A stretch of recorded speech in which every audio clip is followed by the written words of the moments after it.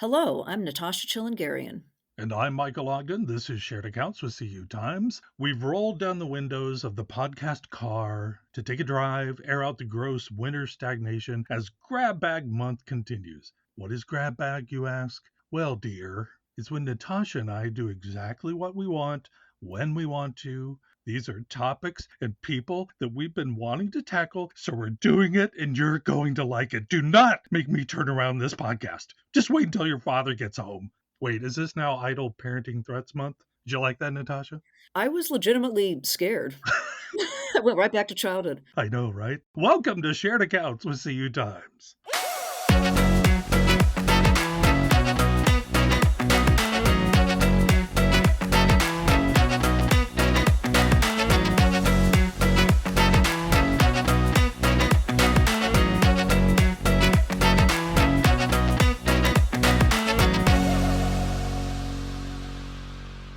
Coming up, we'll be talking with Walter Merkle. And he's a man who, when it comes to credit union asset size, believes that less can definitely be more. He's currently a small credit union consultant, and he's also the former CEO of, you guessed it, a small credit union. He's going to be talking to us about the stuff he is doing to protect the industry's little guys from getting gobbled up by the giants. Stay tuned for that. First up, it is break time for the week. Let's check in with Natasha. Hey, Ann. Hey, Michael. Hey, so that intro, I was thinking about our parents Right. growing up. Did your parents have like weird, dumb threats like that? Uh, I mean, yeah, it's hard to remember anything like specific. Hmm. Overall, I can't complain too much. I am an only child. Yeah. So there wasn't any like sibling drama. So Hmm. it was all about me, which was, I guess, nice. But I don't know. Yeah, I guess I just the usual stuff I would get scolded for and sent to my room or Sure. toy taken away. I don't know. It was a long time ago, it seems like. Yeah. What about you? Yeah. Parents, you realize later in life how little they knew what to do. Mhm. And my parents, mom especially, she was so tiny, tiny little Southern woman. Yeah. I outgrew her by like fourth grade, but Wow. she just had these little threats. And But it just came off so cute that you couldn't take it oh, it was a seriously. yeah, I miss Yeah. her. She was great. But I yeah, know. it Yeah. was fine. But I don't know. Yeah. It just made me laugh. So thanks for playing along No, on I the love that. intro. So I have to ask, what'd you watch this week? 90 Day Fiance? Well, of course. So Okay, duh. that's always Yeah. gonna be on the list. Yeah, my usual stuff, 90 Days, of Hmm. course, on there. There were a couple of other shows I recently finished that were, like, one-off shows that came out that I was curious about. So, Uh-huh. one of them was on Apple TV called Constellation, and Oh, I think yeah. you may have mentioned you were watching it as well. I have started it. My dad has finished it. Oh, okay. Yeah, but it's a space-themed Hmm. series. I loved it. Anything that's related to space and time travel, alternate Yeah. universes, I just love. So that was Fun right up my show. alley. Yeah, Really fun show. yeah. And it had Jonathan Banks, who I love Hmm. from Breaking Bad, of course, and Better Call Saul. Huge Yeah. fan of both of those. So it was fun to watch him. Can I tell you my Jonathan Banks realization Sure. recently? He was in Airplane, the Oh, movie. really? Wow. Yes, he is one of the air traffic controllers, and he's hilarious. If you guys revisit that old movie, the came out what, 79, 80, Yeah, yeah. real funny. He is an air traffic controller. He looks so young. That is crazy because I don't even know what he looks like. It's like one of those people I've only seen in his It's older shocking. years, and yeah, I would Yeah. love to see that. I will have to go back. Yeah, so I watched that show. Another show, this one I would give a way worse review to. It was called Wilderness. It was on Amazon Prime, Okay. and I would say if you wanna watch a 6-hour Lifetime movie, go for it, but Ooh. that's pretty much my summary of it. If you're into Lifetime, like, over the top drama, married couple, affair, murder Hmm. theme. So anyway, it was okay. I mean, it passed the time again, but Okay. it was not Sure. something I would recommend. All right. And, yeah, that was pretty much it for this past week. What about you? Did you watch anything fun? Two quick things. I finally started watching the Netflix show Mindhunter. Okay. And it's about kind of the early days of how they profiled serial killers and that kind of stuff. It's really dark, but Okay. having a blast with it because it all takes place in the mid 70s. Oh, wow. That sounds fun. Yeah, it's a fun watch so far, but dark. The other thing is a real silly movie. I finally got around to Okay. watching Ocean's 8. Okay. It's an all-female cast, versions of Ocean's 11, all of those movies, the heist Right, right. movies, Sandra Bullock, Kate Blanchett, others. I gave it 2 stars. Meh, Okay. Yeah, I haven't seen it. yeah, whatever. I don't know, no, I don't think I've seen any of the Oceans movies. I may have watched the very first one, the Ocean's First 11 one's in the fantastic. yeah, I believe I watched that when it was, like, originally in the theater, but since then, I've been Right. like, "Eh, not much interest." Okay. So, anyway, well, let's go on to today's topic, Sure. small credit unions. What are your thoughts on small credit unions today and their challenges? You know what? We had a great conversation with Walter. We did. We'll describe more, but I don't know. They are in a rock and a harder rock place. I don't know what to say Yeah. about small credit unions right now. I mean, the consolidation is so rapid.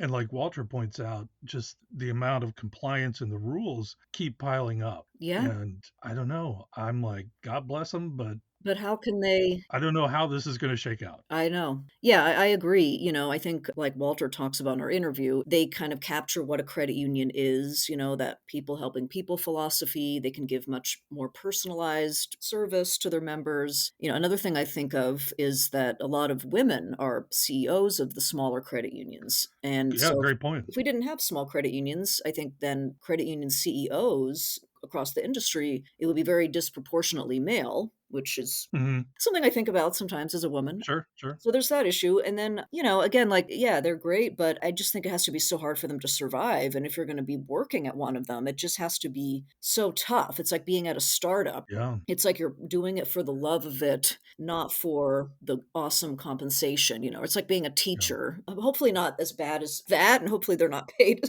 little as Well, it's teachers. like I agree with you in the startup sense, except it's not being backed by a venture capitalist. They're just doing everything. Yeah, they're on their own, right, they don't Yeah, have that backing either, so it's definitely tough, and so I can see why that would be unappealing maybe to somebody who's looking for a good job for at a credit union, why they might pick a larger one, so I think that's yeah. definitely a challenge, but, our guest today, he talked a lot about what can be done to help small credit unions thrive. So let's go ahead and get into it. Let's get into the interview with Walter Merkle. He's very passionate about credit unions. He Yep. talks about the challenges facing small credit unions and also why consumers need them around, why they need to stay. So we have all of that coming up next. Hey, listeners. I want to tell you about a bold new digital publication we launched late last year called The Executive Briefing.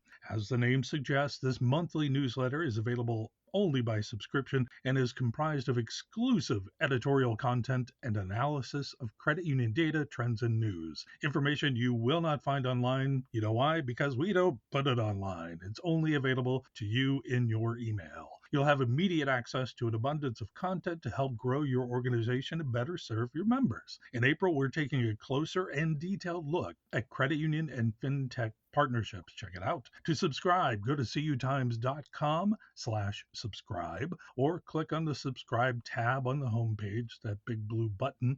It's one of the new ways we're expanding our CU Times digital world for you. Check it out. The executive briefing at cutimes.com/subscribe.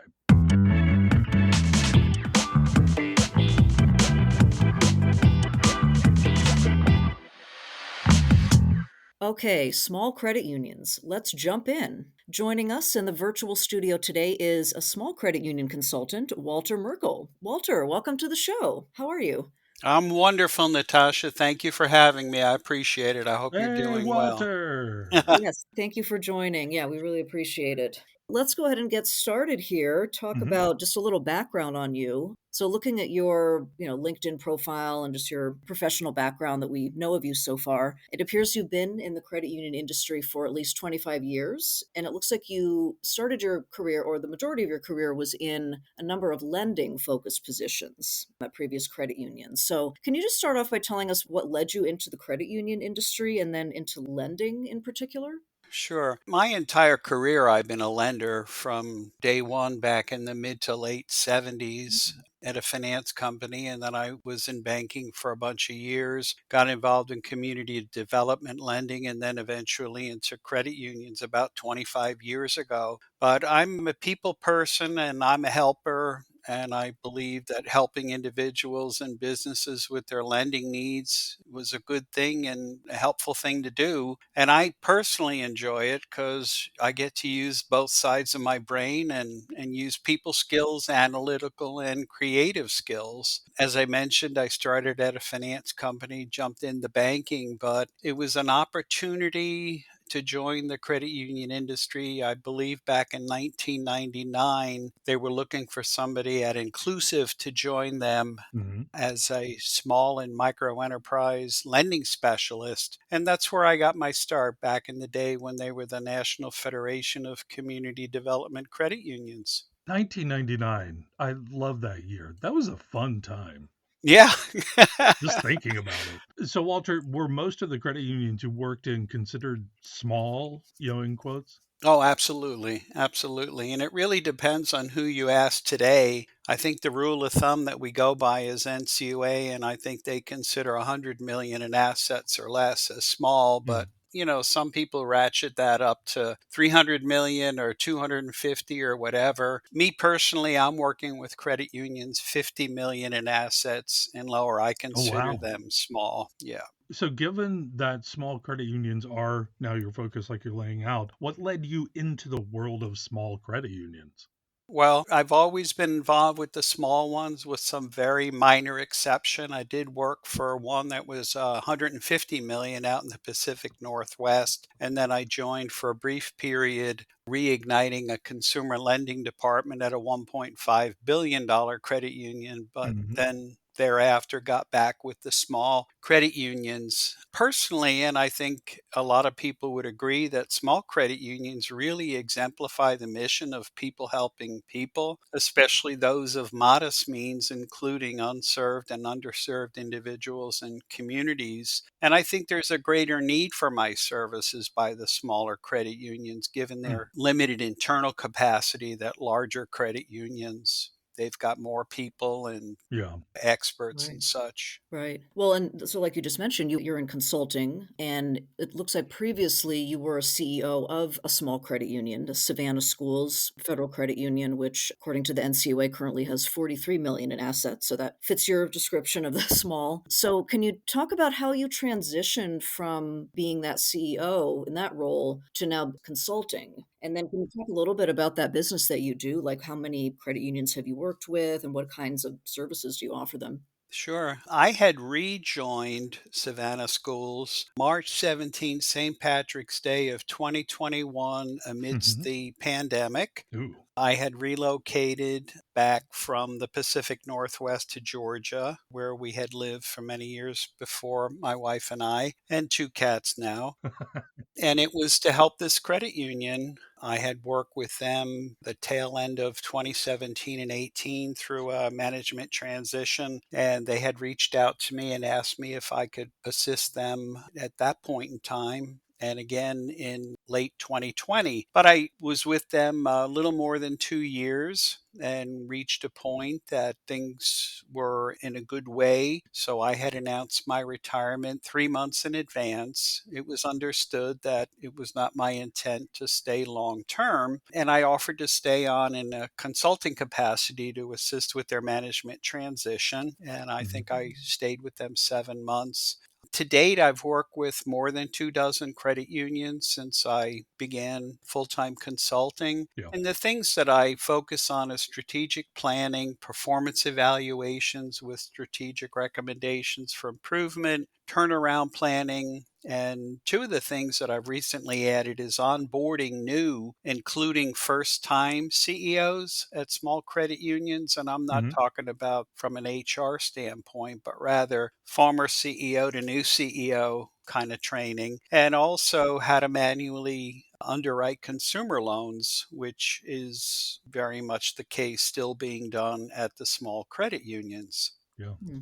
I have a three-part question Yeah. here, Walter. First, you mentioned them. What are the name of your cats? Oh, Fifi and Tiger. Thank you. Okay, Fifi and Oh, Tiger. Right. I had to ask. These other two questions have nothing to do with your cats. But back to the topic here. Overall, how would you say the credit union industry's small credit unions are doing? In a big, broad statement. They're struggling. Yeah. by and large. There are a number of key challenges for small credit unions, and in no particular order, they are lacking the capacity to be able to do it all. Whether you're running a big credit union or a mid-size or a small credit union, with very little exception, the rules apply to all. Yeah. Everybody's got to do the same thing. So it's lack of capacity to do it all, offering advanced products and services. A lot of that is the newer digital stuff, and securing successors for retiring CEOs. A lot of the baby boomers like myself are retiring, Yeah. and some credit unions, sadly, are merging because they can't secure a successor. And I think in some cases, it's a lack of engagement by current CEOs and boards. hmm Mm. So we're going to loop back to some of those challenges here in a few minutes, but I want to also ask you my last question on this part. You were just talking about it. Are you concerned about those consolidations eating up basically all of our small credit unions, or a lot of them at least? Yeah, very much so. And there's a good group out there working behind the scenes I'm hmm proud to be a part of that are desperately trying to save small credit unions. And I feel that if we lose the small credit unions, it's going to create a void that is going to be filled with a much higher price lenders and service providers, which ultimately will hurt the individuals and communities that need the services offered by the small credit unions the most. hmm Right. And we'll get into that a little bit more. I was going to ask you how it impacts the consumer. Why is the small credit union important to the consumer? But first, when you look at just how the number of active small credit unions has changed or decreased in recent years, how much has that decreased by? Like if you were to look at a chart for the last 20 years, you have it in your mind. I mean, is it really a rapid decline in like the number of small credit unions that are out there? Yes, sadly so. And there's a bunch of things that I regularly reference. NCOA put a paper together that I posted on LinkedIn, and it talked about lessons learned about mergers. And they talk about between 2017 and 2021, 821 credit unions. So over that 5-year period, you've got an average of 164 credit unions closing each year. I had done some other research and I looked at a 10-year period. And if you look at small credit unions, you went from December of 2014, 4,050 credit unions, down to June of 2023, 2,918, Yep. a loss of 1132. So on average over that period, you're losing 113 credit unions per year. Yeah. Wow. So let's loop back to the challenges you were bringing up, the challenges facing small credit unions. You were talking about compliance, you're talking about staffing. So, how do you talk to the small credit unions? How do we strategize better in those areas with them?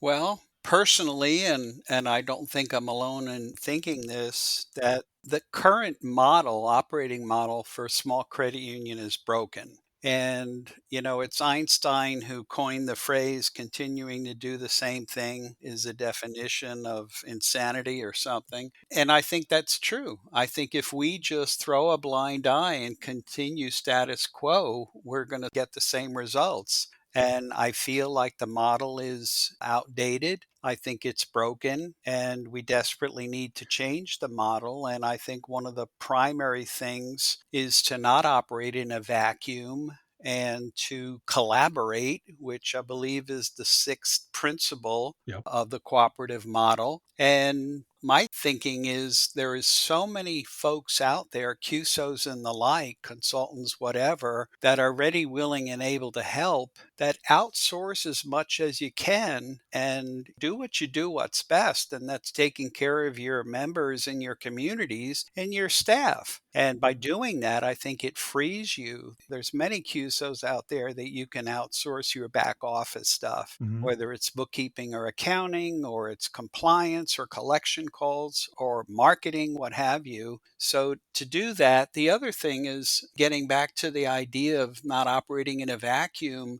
I think that CEOs need to get outside the credit union and interact with each other more so than Yeah. maybe a lot of them do. If for no other reason, to share the war stories and get some positive feedback like, hey, I went through that and that's how I handled it. So that, while you're operating on your own, you don't feel like you're operating alone.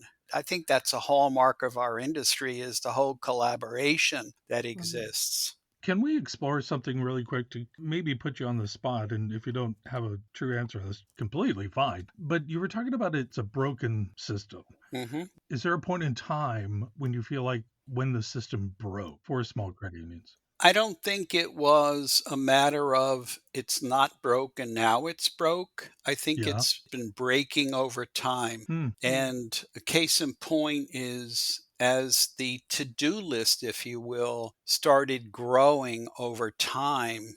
I think that's when small credit unions began struggling to keep up with it all. And every year it seems as though two, three, four, 10 things are added to the list. And there's only so much capacity. I deal with small credit unions as small as a $500,000 in assets that are operated by volunteers, and they're open 1 or 2 afternoons a week.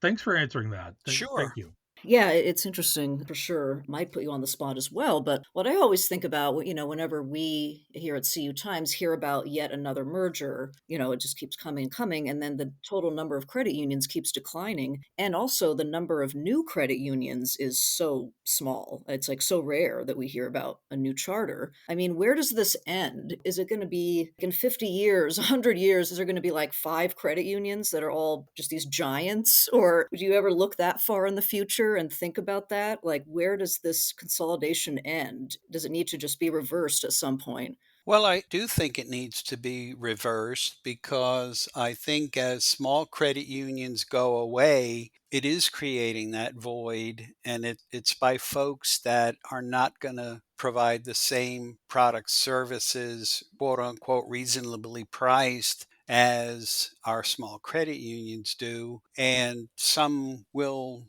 refer to them as predatory lenders or service providers or what have you, but they don't have the best interest of these individuals and communities as do the small credit unions. So I think that unless we, as the small credit union segment of our industry, and with the help of others, hopefully, unless we join hands and come together and figure this out and come up with viable solutions, that's ultimately what's going to happen. And I don't think that's in anybody's best interest. And there's still many of us that have a warm spot in our heart, call it altruism, whatever, something bigger and greater than ourselves. They see the train coming and then they're doing what we can to avoid it. So, no, I don't think that we want that to happen. And I don't know if it'll end up like the banking industry where you got five big commercial banks, but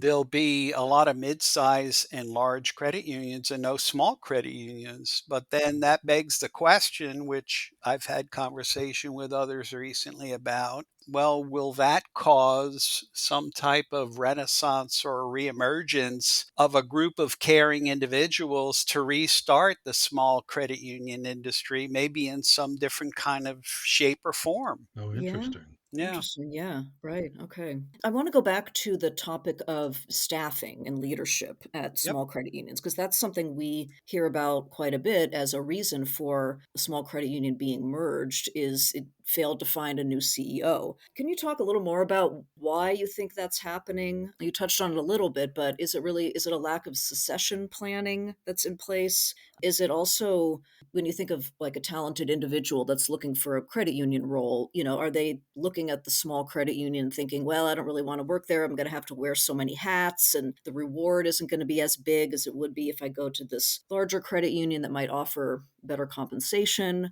I'm sure there's different factors in play. So, why is it, do you think, that it's happening? And then, how can we change that? How can we get better leadership for small credit unions?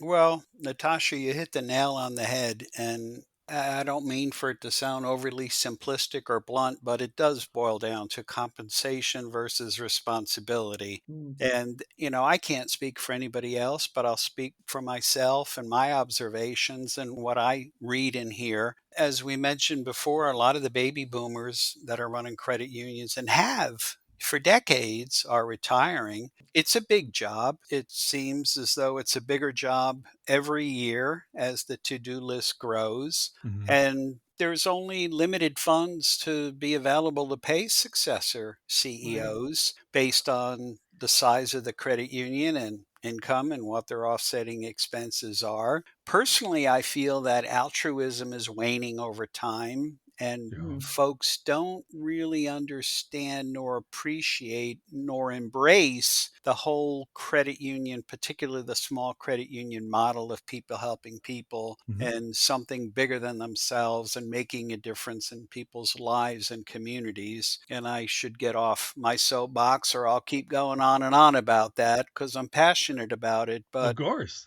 in a Yeah. recent article, one individual comment, I think it was the one Peter wrote, Mhm. why be a CEO with all that responsibility at a small credit union when you can make the same amount or more working at a middle management level position with less responsibility? Right. So we kick around what's the answer to that aside from the obvious of, well, just pay them twice what you're paying them, which isn't an answer. But one idea was some people talk about, well, work with the credit union, grow the credit union, help them to make more so that they can pay their people more. Then there's the exploration of supplemental forms of compensation, whether it's retirement or a Mhm. 457 or some type of incentive or bonus program. But I also think that as we go forward, it's in everybody's best interest to try to find the right people for the opportunities that are mission driven people who believe in our operating motto of people helping people and making a difference in the lives of your members and communities. So, Walter, in terms of getting support for small credit unions, let's say from influential individuals or organizations in the industry, such as the biggest trade associations and even the regulators, what is that challenge like? Or is it a challenge getting that kind of support? It is. It's a big challenge. And I say this with the utmost of respect, but it appears as though the bigger the organization, the more they focus on the larger credit unions and their needs thereof. Mm. I don't know why, but that's an observation that is shared not only by myself, but colleagues that I work with. There are exceptions. I think there are Sure. some, like Inclusive, which used to be the Hmm. Federation up in New York, Yep. that have and continue to do wonderful things supporting small credit unions, whether they are low income designated, minority depository institution, community development credit unions. But I personally feel that other larger organizations need to do much, much more. Yeah. And as an industry, we can talk about the importance and the need to support credit unions, which I personally have been hearing for years. But it's action that's going to make the difference, not talking about it.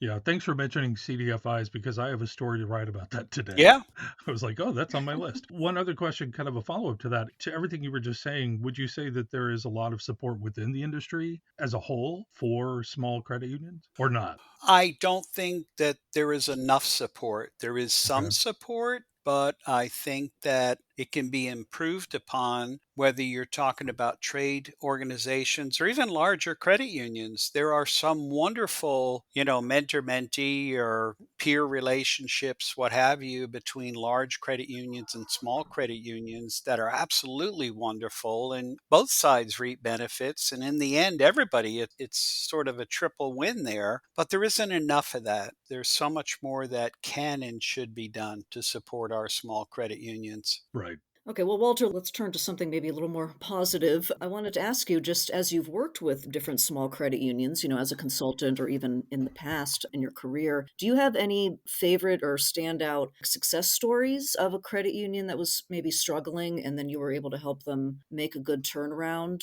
that you'd be willing to share? And you don't have to name a name of a credit union. I was just curious if anything stands out for you as a good example of one individual credit union that made a really great turnaround and thrived. Well, the reality is each one was special in their own way, and there were lessons learned on both sides. And of course, I'm grateful for the opportunity to assist those credit unions in their turnaround and wish them well. Everyone is different, but I tell you, if you're a part, whether you're a big part leading the effort or a small part, participating in an overall effort of a group of people where it could be dozens of people. I was involved in a turnaround where we literally had dozens of people involved. To me, there's nothing that replaces that warm and fuzzy feeling. And folks that my last credit union I was with, people that were new to the industry, I said, one of the things that, I'm going to tell you now, and you're going to have to experience it for yourself, but every once in a while, you're going to be blessed and you're going to look back at a situation, a member or what have you, where you really helped them and you made a difference and you get that warm and fuzzy feeling inside of you. And nothing can replace that.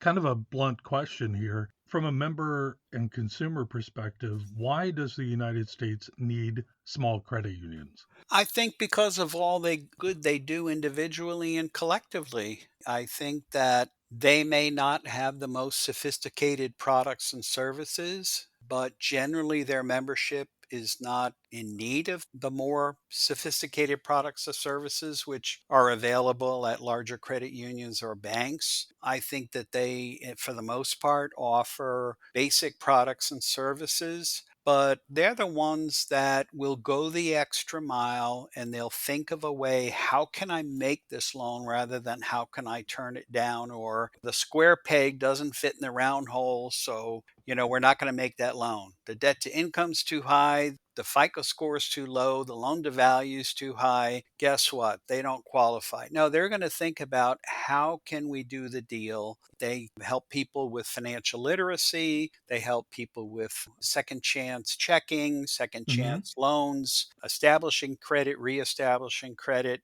They do a host of things. And I really think that in many of the cases, it's from the goodness of their heart. Well, and you had mentioned earlier, Walter, that it kind of is related to keeping rates low. So is that part of it as well with the imperative to need small credit unions to stick around? Do they help consumers save money so that they don't go to other lenders that are charging more? Absolutely. And very often through promotional material and the like, you're going to see where because it's a financial cooperative and the members are owners, and they don't have outside shareholders to have to pay dividends and stock value appreciation and things like that. They focus more on the deposits and charging a little less on the loans and Yeah. so on and so forth. But I think much bigger than that is to provide the product or service to the individual to keep them from going to the predatory lenders and financial service providers, which are going to charge significantly more Yeah. Right, than right. others. It's not uncommon to have someone come into the credit union. You want to refinance a car loan for them, and maybe they're with a finance company or someone, and the interest rate is 29%. Wow. And you can give them 15% or 17%. And there's other cases like that where they're being charged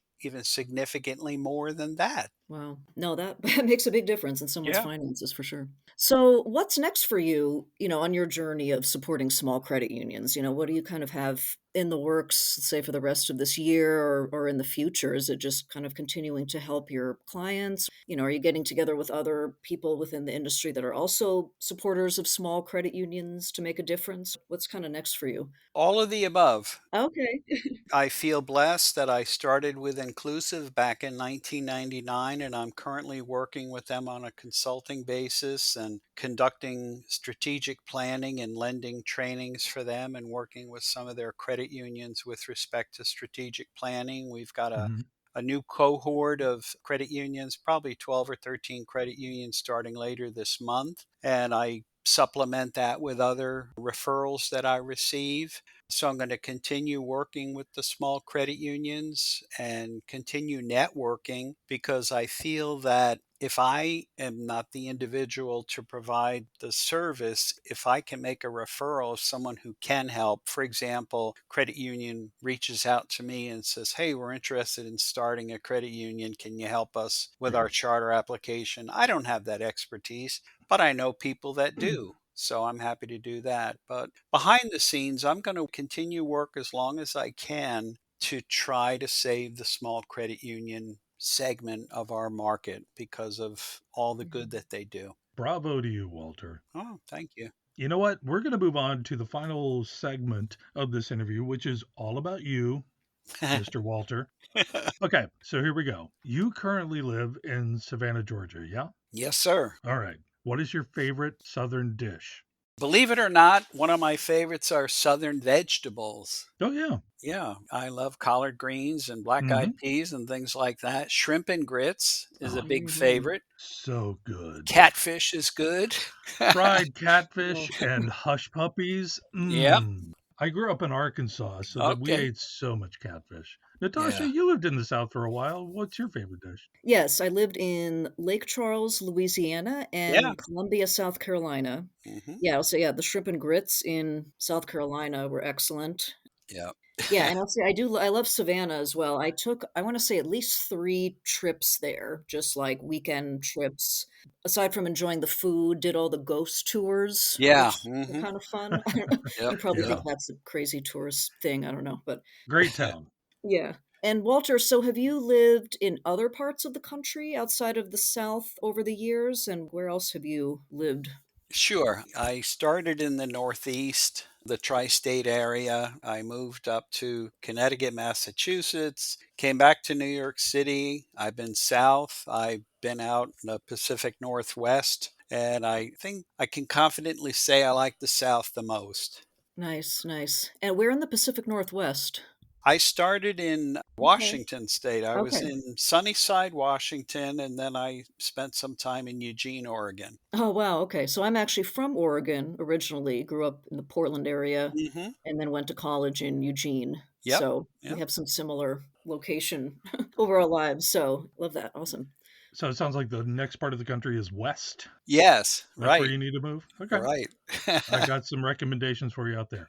Walter, we got to go back in time here. What was your first job as a young adult or kid? I was a page at a library. I was the Ooh, guy that took all the books that were returned, put them in, what is it, Dewey Decimal Dewey Order, Decimal. and then put them back on the shelves. And then we would make sure that they were all in the right Dewey Decimal Order and block them down so that none of the library books were hidden. Uh-huh. Yeah, that was my first real job while in Where high was that school. library? What was the library called? Pearl River Public Library up in Pearl River, New York. Okay. We Mhm. support our local libraries, so Yes. Pearl River, great. Yep. And all of our Gen Z listeners are going to be like, "Do we what?" Dewey You're right. who? Right. Library? Yeah. Exactly, exactly. All right, Walter, what was the last movie you watched? Noah on Netflix. Okay. Yeah. Would you recommend it? I would. Yeah. Okay. Is that the one with Russell Crowe? Yes. Oh, Yeah. yeah, I need to put that on my list. You did like it though. I did. Yeah. My wife and I watched it recently. It was neat. Okay, great. Okay, awesome. And then finally, Walter, where can our audience find or connect with you if they'd like to get in touch about small credit unions? Where should they find you? Probably the best way to reach me at this point is through my email, which is my first and last name, Walter Merkle at Comcast.net.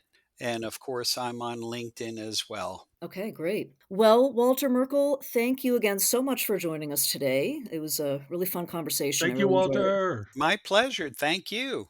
Yeah, you're welcome. And for all of our listeners, please subscribe to Shared Accounts with CU Times anywhere you get your podcasts Apple, Spotify, Google, wherever. You know how this works. And if you'd like to rate us, we would love your feedback. And for those of you with questions or comments, feel free to email me over at nchillingarian@cutimes.com, or you can email Michael at mogden@cutimes.com. That's right. Also, this month, exclusively in our executive briefing for subscribers only, we are analyzing credit union and fintech partnerships. It's a revealing look at the tech connections being made inside our industry. You can subscribe to our executive briefing at cutimes.com/subscribe. It's a new topic each month just for you. Check it out at cutimes.com/subscribe. Thank you so much to our producer, Zach Nyheisel. Join us again next week for more Shared Accounts with CU Times. Until then, thanks for listening.